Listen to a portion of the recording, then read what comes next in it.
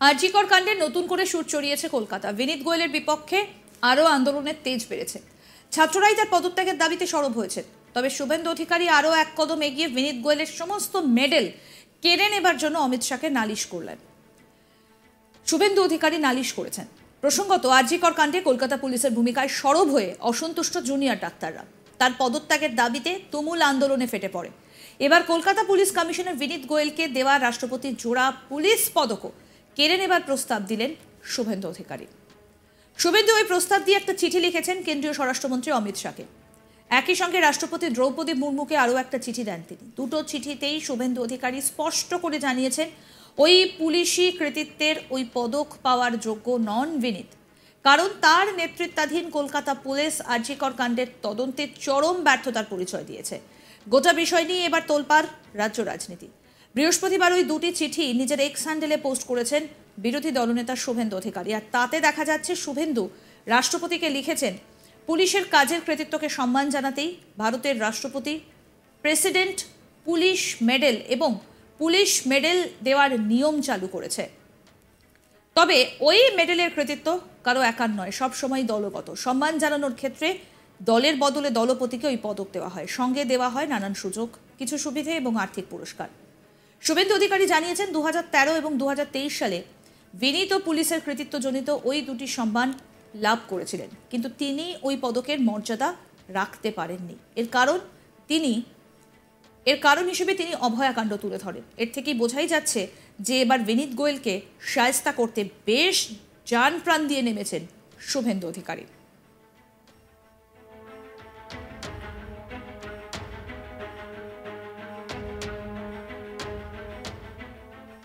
শুভেন্দু অধিকারীর ব্যাখ্যা, বিভিন্ন সংবাদ মাধ্যমের রিপোর্টে এতদিনে বেশ স্পষ্ট হয়েছে কিভাবে পুলিশ কমিশনের অপরাধ স্থলের তথ্য এবং প্রমাণ বিকৃত করে তদন্ত প্রক্রিয়ার ক্ষতি করতে চেয়েছিলেন। তাই তিনি ওই পদক রাখার যোগ্য নন। তিনি নিজের কাজের জন্য শুধু নিজের নাম নয়, কলকাতা পুলিশের 168 বছরের সুনামও ডুবিয়েছেন। ওই মর্মেই রাষ্ট্রপতি এবং কেন্দ্রীয় স্বরাষ্ট্রমন্ত্রীকে শুভেন্দু নিজে লিখেছেন, বিনীতকে দেওয়া পদক দুটি ফিরিয়ে নেবার প্রস্তাব করছি।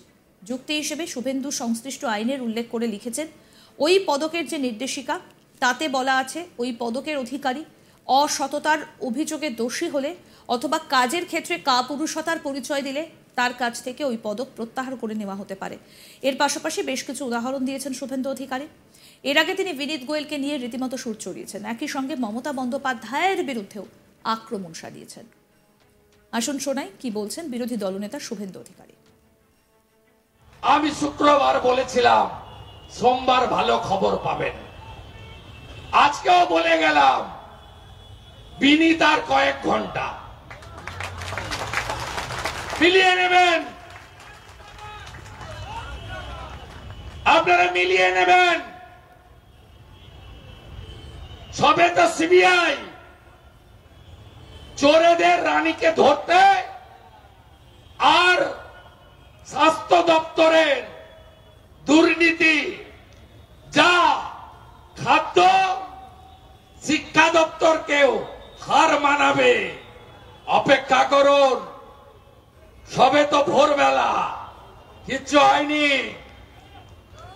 অনেকদিন ধরে বলেছি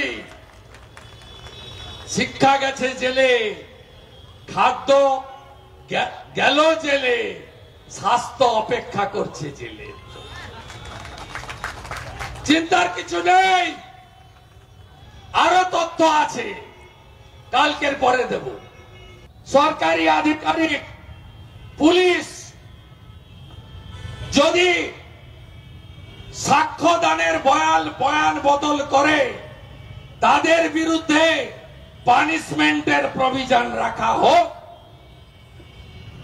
তিনি তাতে আপত্তি করলেন, গ্রহণ করবেন না, ভয়েস ভোটে খারিজ হলো।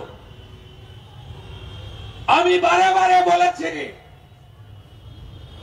মুখ্যমন্ত্রীকে, বিল আপনি এনেছেন, ভারতীয় জনতা পার্টি পূর্ণ সমর্থন করেছে, কার্যকর করার দায়িত্ব আপনার। বিল হলেই আইন হয় না, বিলের মঞ্জুরিকরণ হয়, রুলস তৈরি করতে হয়, চ্যালেঞ্জ করেছে মমতা ব্যানার্জিকে,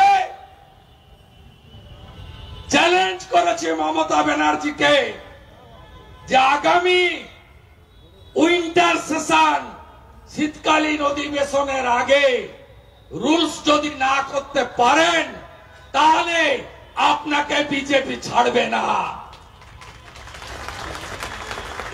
মালের দায়িত্ব আরোহীর বলেছেন আপনি, এনেছেন আপনি, কার্যকর করতে হবে আপনাকে।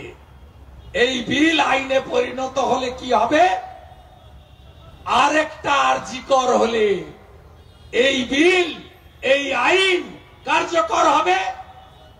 দ্যাট মিন্স আমাদের মাননীয় অপেক্ষা করছেন, আরেকটা আরজিকর হবে, তারপরে তিনি শাস্তি দেবেন। উনি হরিয়ানা, ইউপি, গুজরাট, পশ্চিমবঙ্গে ছিলেন না, পশ্চিমবঙ্গের বাইরে ছিলেন। বলছেন আমি এত কোর্ট করেছি, এত কিছু করেছি, আমি এই কাণ্ড করেছি, আর উত্তরপ্রদেশে হয়নি। আমরা বলেছি উত্তরপ্রদেশে হলে বুলডোজার চলে, আসামে হলে জলে চুবানো হয়, আপনার রাজ্যে হলে বিরিয়ানি আর খাসির ঠ্যাং খাওয়ানো হয়। আমি আরজিকর কাণ্ডে একেবারে নতুন করে সুর চড়িয়েছে কলকাতা। বিনীত গোয়েলের বিরুদ্ধে আরও আন্দোলনের তেজ বেড়েছে। ছাত্ররাই তার পদত্যাগের দাবিতে সরব। তবে শুভেন্দু অধিকারী আরও এক কদম এগিয়ে বিনীত গোয়েলের সমস্ত মেডেল কেড়ে নেবার জন্য অমিত শাহকে নালিশ করলেন। প্রসঙ্গত বলি, আরজিকর কাণ্ডে কলকাতা পুলিশের ভূমিকায় সরব হয়ে অসন্তুষ্ট জুনিয়র ডাক্তারেরা তার পদত্যাগের দাবিতে তুমুল আন্দোলনে ফেটে পড়ে। এবার কলকাতা পুলিশ কমিশনার বিনীত গোয়েলকে দেওয়া রাষ্ট্রপতির জোড়া পুলিশ পদকও কেড়ে নেবার প্রস্তাব দিলেন শুভেন্দু অধিকারী।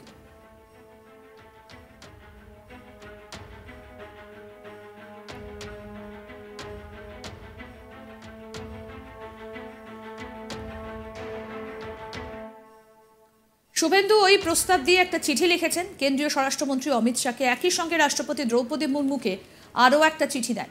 দুটি চিঠিতেই শুভেন্দু অধিকারী একেবারে স্পষ্ট করে দিয়েছেন।